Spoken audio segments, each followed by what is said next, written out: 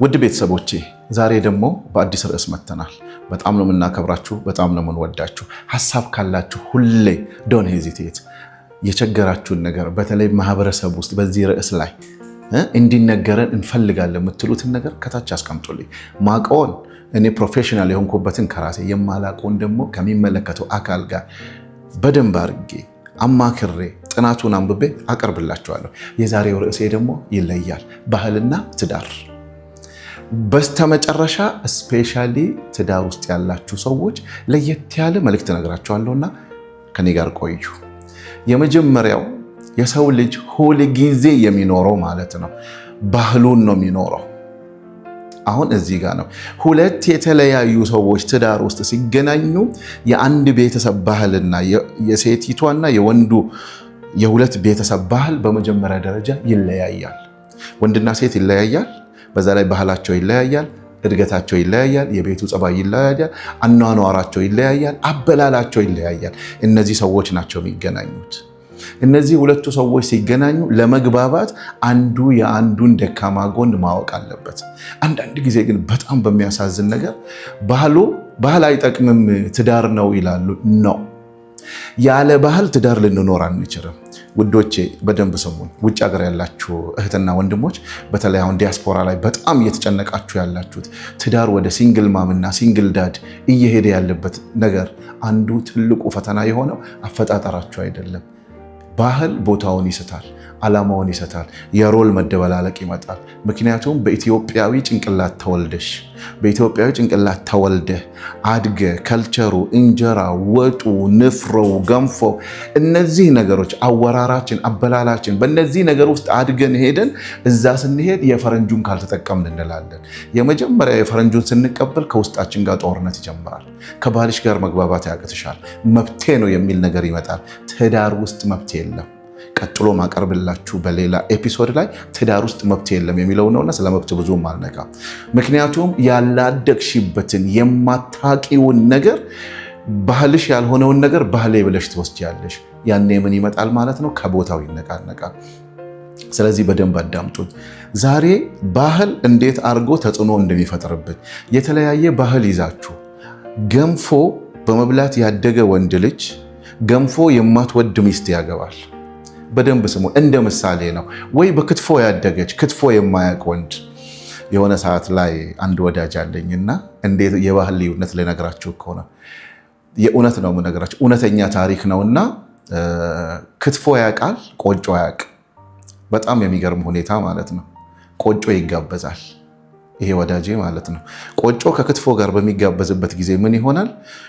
ያው ክትፎ ቤት ታውቃላችሁ፣ ጠረጴዛ ላይ ምግብ ቤት ተቀምጦ የበሰለ ክትፎ፣ ያልበሰለ ክትፎ፣ የበሰለ ቆጮ፣ ያልበሰለ ቆጮ ይቀመጣል። እሱ ፎር ዘ ፈርስት ታይም ቆጮ አይቶ አያውቅም። ቆጮ የሚባል አይቶ አያውቅም። አስቡት። ልክ ቀድሞ እጁን ታጥቦ እሱ በተቀመጠበት ወንበር ላይ ጠረጴዛው ይነቃነቃል። ጠረጴዛው ሲነቃነቅ ምን ያደርጋል? የሪል ታሪክ ነው፣ ሪል ስቶሪ ነው የምነግራችሁ። የበሰለ ሁለት ቆጮ ያነሳና ጠረጴዛው ስር ያስቀምጣል፣ ጠረጴዛው እንዳይነቃነቅ። ልክ ጓደኞቹ ሲመጡ ደግሞ ደነገጡ። እንዴ ምን ሆነ ነው ይሄን እዚህ ጋር ያስቀመጥከው? ይሄ እኮ የሚበላ ነው አሉት። ደነገጠ። ለሱ ደግሞ ምን መሰለው? እንደ ካርቶን ነገር። አይታችኋል የባህል ልዩነት የሰው ልጅ ምን ያህል ልዩነት እንደሚያመጣ አስቡት። እንግዲህ በእንደዚህ አይነት ሁኔታ ውስጥ ትዳርን እንመሰርታለን። ባህሎቻችንን በትክክል የማናቅ ከሆነ በባህሎቻችን ውስጥ ደግሞ የአንዱን መብት የሚነካ ከሆነ ባህል በአንድ በኩል የትዳር ጸር ነው። ትዳርን በጣም ከሚያበላሹት፣ ከሚያጠፉት፣ እንዳይግባባ ከሚያደርጉት ከወንድና ሴትነት ውጪ ባህሉ ራሱ ጮክ ተብሎ በሚወራበት ባህል ውስጥ የመጣ ወንድና በጣም ዝም የእናቷም የአባቷም ድምፅ ሲነጋገሩ ማይሰማ ቤት ውስጥ ያደገች ልጅ ያደገችበት ባህል ይሄ ያደገበት ጮክ ብሎ ሲጠራት እሷ ትደነግጣለች። እነዚህ ነገሮች ትዳር ውስጥ በደንብ ወሳኝ ናቸው። ልታገቡት ያሰባችሁትን ሴት ወይንም ወንድ ምን ማድረግ አለባችሁ? ባህሉን አጥኑት። ከእናቴ ጋር ሲገናኝ አንቱታውን ያውቃል ወይ? አንቺ ብሎ ነው የሚጠራት። አንቱታ ብላ መጠራት የለመደች እናት አንቺ ብዬ ስጠራት ንቀት ነው የሚመስላት። እሱ ግን ለእናቱ ቅርብ ስለሆነ አንቺ ብሎ ነው የሚጠራው። አይታችኋል? የባህል ልዩነት እንዴት አድርጎ እንዴት አይነት ወንድ ነው እኛ ቤተሰብ ውስጥ ያመጣሽው? ጭራሽ እኔን ትልቋን ሴትዮ አንቺ ብሎ ይጠራል፣ አባትሽን አንተ ብሎ ይጠራል። በሱ ዘንድ አንተ ማለት አንቺ ማለት ለሱ ግን ቅርበት ነው። አይታችኋል? ምን ያህል ቅርብ እንደሆነ ነው የሚያሳየው። እናቱን አንቺ ብሎ ነው፣ አንቺ ማየ ብሎ ሊጠራ ይችላል፣ ባባ ብሎ ሊጠራ ይችላል። አንቺ ቤት ውስጥ ግን በአንቱታ የሚጠሩ እርሶ የሚል ቃል ሊኖር ይችላል። ሁለቱ ባህል ትዳር ውስጥ ከባዱ ነገር ፍቅሩ ብቻ እፍ ብሎ መገናኘት ሳይሆን የሁለቱን ሰዎች ባህል በሁለት የተለያየ በተለይ እኛ ኢትዮጵያ ውስጥ የብሔር ብሔረሰቦች ስብጥር ነን። በምንጋባበት ያገባሃትን ሴት ከነ ቤተሰቧ ነው የምታገባው። ያገባሽን ወንድ ከነ ቤተሰቡ ነው የምታገቢው። ባህሉን የማታቂ ከሆነ ባህሉ ብቻ የትዳር ነቀርሳ ይሆንብሻል። ለሱ ኖርማል የሆነ የአኗኗር ዘዬ ለአንቺ ደግሞ ንቀት ሊመስል ይችላል። ስለዚህ እያንዳንዳችን ባህላችንን የግድ ማወቅ አለብን። ባህል ሲባል ይሄ በብሔር ብሔረሰቦች ቀን የምናከብረው ማለት ሳይሆን የምናድግበት ካራክተር አለ። የቤታችን ብቻ ባህል አለ። ለምሳሌ እኔ ያደግኩበት ባባ ነፍሱን ይማርና የበዓል ቀን የኢድ ቀን ማንም እኔ ነኝ ያለ የቤቱ አባል ልጆቹ የልጅ ልጆቹ መገኘት አለባቸው። የቤታችን ባህል ነው። አይታችኋል? እያንዳንዱ ቤት የራሱ ያልተጻፈ ህጎች አሉ። እነዚህ ያልተጻፉ ህጎች ግን ትዳር ውስጥ ወሳኝነት አላቸው። ላለፉት 20 ምናምን ዓመት ወይም 18 19 ዓመት ወይም 20 ዓመት ወይም 30 ዓመት ያደግሽበት የኖርሽበት ባህልና እሱ የኖረበት ያደገበት ባህል ሁለት የተለያየ ነገሮች ናቸው። ፍቅር ይዞኛል ብለሽ ዶፓሚኑ ስሜቱ ውስጥ ተገብቶ ለማግባት እሷን ለማግኘት ለማቀፍ ለመሳም ልጅ አብሮ ለመውለድ ሲኬድ እችኛዋ ደግሞ ምን ትሆናለች? ታኮ ትሆናለች፣ መሰናክል ትሆናለች። በየትኛው ባህል ውስጥ ነው የምትወልጂው? በየትኛው ባህል ውስጥ ነው ባልሽን የምትወጂው? በምን አይነት አለባበስ ውስጥ፣ በምን አይነት አመጋገብ ውስጥ? እነዚህ ነገሮች ትዳር ውስጥ እህቴ በደንብ ስሚ፣ በጣም ወሳኝነት አለው። አይ ግድ የለም እንለምደዋለን እንላመዳለን የሚባል ነገር የለም። ሳትገቢበት ነው መልመድ ያለብሽ። ሳትገቢበት ነው ማወቅ ያለብሽ።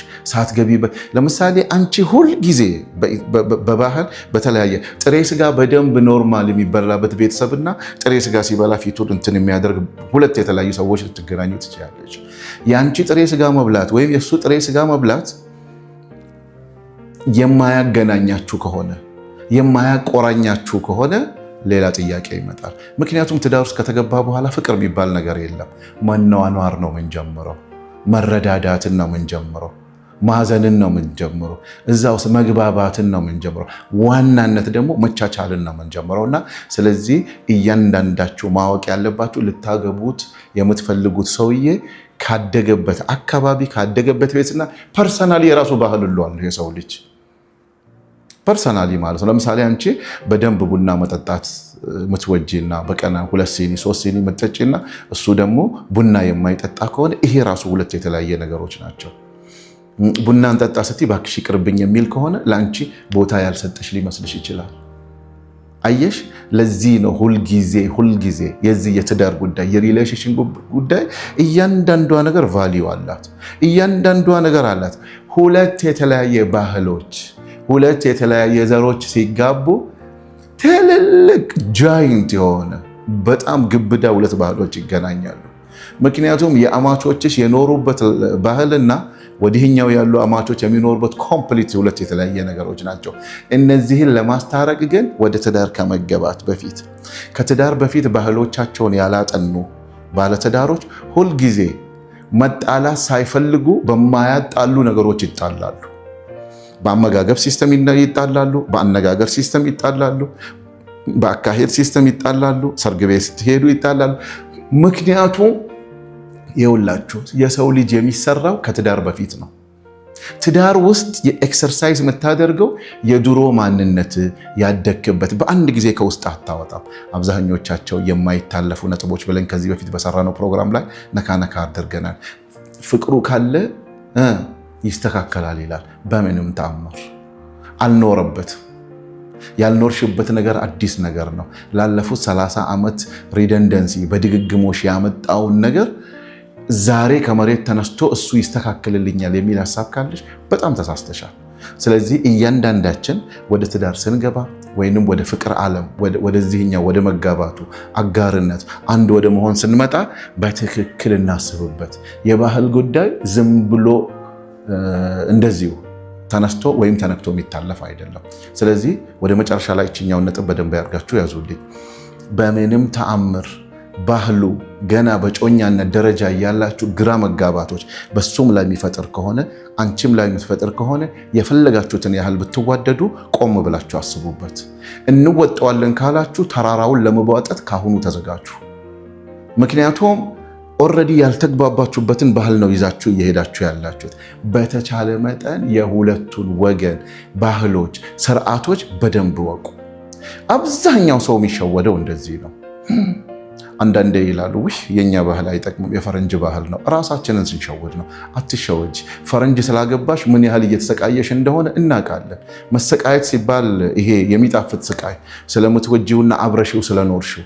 ለምሳሌ ዶሮ ወጥ መብላት ትፈልጊያለሽ። እሱን ዶሮ ወጥ ለማልመድ ያቃጥላል ይላል ፈረንጁ። አይታችሁ ከሆነ እንደ ምሳሌ እንኳን አይመችም ይላል። ብዙ ሽንኩርት ይገባበታል፣ ብዙ ቅቤ ይገባበታል። አንቺ አንዳንድ ጊዜ ቸሰስ ያለ ነገር ዶሮ እዚህ ጋር ተሰርቶ ጥብሱም፣ ክትፎም፣ ገንፎም በዩ ንፍሮም በዩ ከተሰራ በኋላ እያንዳንዱ ነገር እዛ ውስጥ ባትበዩ ደስታው አለ። ሌላ ከልቸር ውስጥ ስትገቢ ግን ያ ሰው አብሮሽ አይደሰትም። የትዳር አጋር ማለት ደግሞ አብረሽ ብዙውን ነገር የምታጣጥም ነው፣ በመግባባት ውስጥም ባለመግባባት ውስጥም። ስለዚህ ፕሊዝ ወደ ትዳር እየገባችሁ ከሆነ የባሎቻችሁን ወይም የአማቾቻችሁን ባህል በደንብ እወቁ። ባላወቃችሁበት ባህል ከገባችሁ ግን ላለመግባባት ኦልሬዲ ነገር አስቀምጣችሁ ነው የገባችሁት። ምክንያቱም ውጪ ላይ ብቻ መተዋወቅና ሃኒ ስዊቲ መባባል ብቻ ትዳርን አያመጣም። የሁለቱን ኢቭን የአንድ አካባቢ ሰዎች ሆናችሁ የእያንዳንዱ ቤተሰብ ባህል ይለያያል። የምትወዱትን ሰው ረጅም ዕድሜ አብራችሁ ልትሄዱ ያሰባችሁትን የትዳር አጋር ባህሉን እወቁ። ባህሉ ጋር የማትግባቡ ከሆነ ወደ ትዳር ለመግባት 9 ጊዜ ደጋግማችሁ አስቡ ነው የዛሬው መልእክቴ። በጣም ነው የምንወዳችሁ፣ በጣም ነው የምናከብራችሁ። ሀሳብ አለኝ የሚል ሰው እዚህ ነጥብ ላይ ማለት ነው ወይም ያልገባኝ ይሄ ጉዳይ ይነሳልኝ የምትሉ ከሆነ እጃችን ሰፊ ነው። በምናወራበት ምክሩን በምናሳልፍበት ጊዜ የማይመች ቃላት ከተጠቀምን ደግሞ ከወዲሁ ይቅርታ እንጠይቃለን። እንወዳችኋለን። የሲንከበጅና የሲንጃለና ነገየና ጅራዳ